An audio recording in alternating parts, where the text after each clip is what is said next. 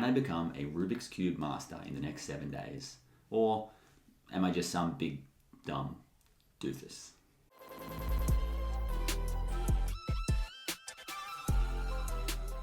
Before I became a dad, I was a cancer patient. And as a cancer patient, chemo is responsible for a very small percentage of time. Yet chemo is also responsible for a very large percentage of how terrible the experience is. Here's a chart I made to show it. Outside of chemo and vomiting a lot, I had a ton of free time. And I used roughly 0.02% of that time to learn how to roll a coin over my knuckles. I figured if I didn't die, it might impress a few girls. I'm happy to report that I beat cancer. I can still roll a coin over my knuckles, and it has never impressed a girl. They ask you how you are, you just have to say that you're fine when you're not really fine, but you just can't. And now that I'm out of hospital, I don't know, I feel like I should make up for lost time and learn some new skills. So I'm gonna spend the next 7 days learning to become a Rubik's Cube master. Or, I don't know, I'm gonna flame out and absolutely give up. Either way, you're coming along for the ride. So my starting point was pretty decent. I had hands, and I had a Rubik's Cube. And that was it.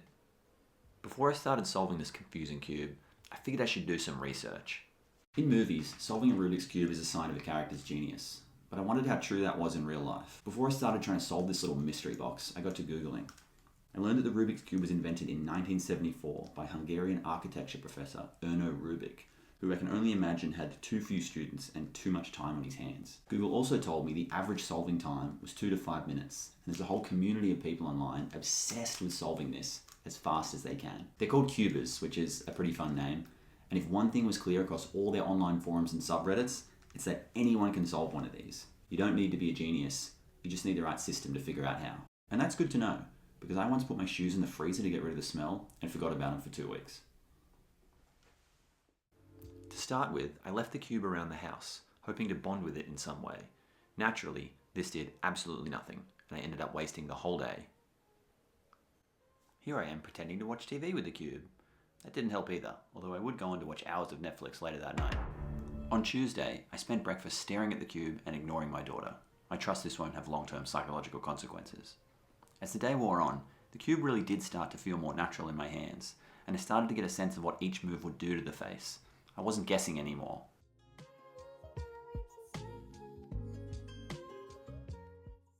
By Wednesday, the cube and I were an unbreakable team, spending every spare moment together. When I wasn't looking after my daughter, I was practicing, or in this case, showering. We even made a fitness montage together.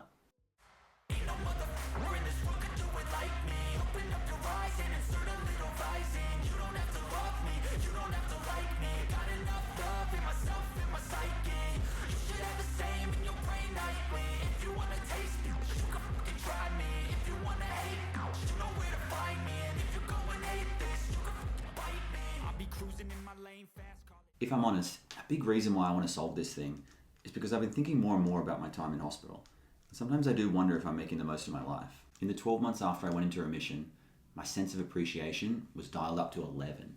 You know, if I was Spider-Man, my spidey sense was a profound perspective shift. I felt like my motivation was sky high because I knew the value of each day.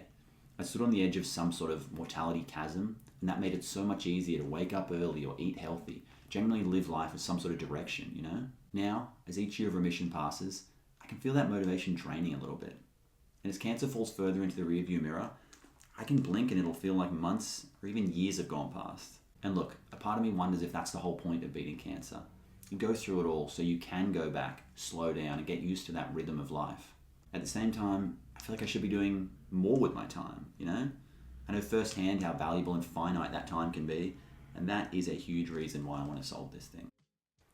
By Thursday, each move had begun to flow naturally, and those quiet moments when my daughter was asleep, they were filled by the rhythmic clinking of cube faces.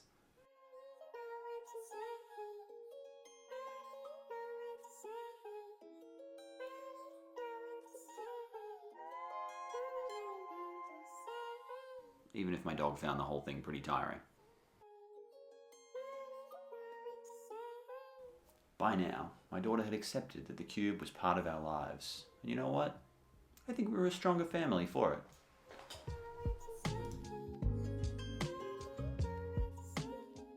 Sometimes she even wanted to play with the cube, which was pretty damn cute. but I could not allow it. If she learned how to solve this thing before me, I'd be humiliated. I'd never live it down. Give me that. And look, I get it. Solving this isn't the most incredible achievement, but I'm hoping it'll snowball something for me. Maybe it'll help me get some of that motivation back that I feel like I'm missing. And that might make it easy to start ticking things off my bucket list. Running a marathon, seeing the pyramids, using my hall pass on Margot Robbie. It might sound silly, but solving this means a lot to me because I don't want to feel like I'm wasting my days as a cancer survivor. And that's a real fear for me. The fear of going through it all again and thinking, damn, I was gifted a second chance at life and I forgot to unwrap it. Maybe you're like me. Maybe you've got so comfortable in your routine. And look, I get it. That's kind of the point. We all want to eliminate pain. But I think it's also important we don't eliminate the things that challenge us. We're not going to be running marathons every weekend. We're not going to be booking spontaneous trips to the pyramids. And we're probably, sadly, not going to be cashing in our hall passes with hot Australian actresses. But I think it's important we don't take for granted the incredible life we've been given. And I know that can come across a little holier than thou, but hopefully someone who's been standing on the edge of that mortality chasm, you'll take it on board. Side note, I haven't spent a ton of time showing you how this thing works. Spoiler alert, the week is over, and I have achieved Rubik's Cube mastery, or at least some version of it that I'm proud of. Hidden in plain sight in Cuba communities is endless algorithms to take this from completely scrambled to absolutely solved. All you have to do is find them and memorize them. Here are my notes. It's an 8-step process with every turn you need to know to solve this thing from any starting point. And trust me, I read this everywhere. Literally, just a king on his throne.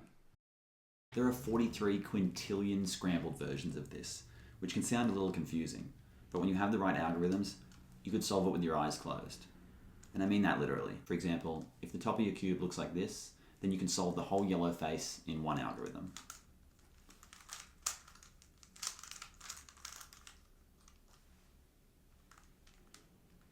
And since there are tons of ways to solve a Rubik's Cube, here's mine. I move all the white squares to the bottom. Then I solve the bottom layer. Next, I solve the middle layer.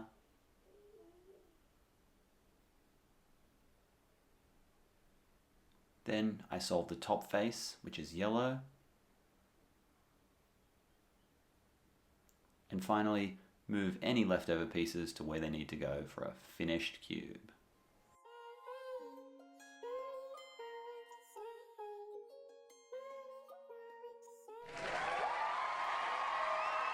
And look, I could have just sat here and solved this Rubik's Cube on camera, but A, that would have been super boring, and B, the more I practice with this, the more I realize that's not what this video is really about. The real takeaway of my 7 days of Rubik's Cube mastery was realizing that setting goals for yourself, like the cube was for me, can help spark a more intentional way of living.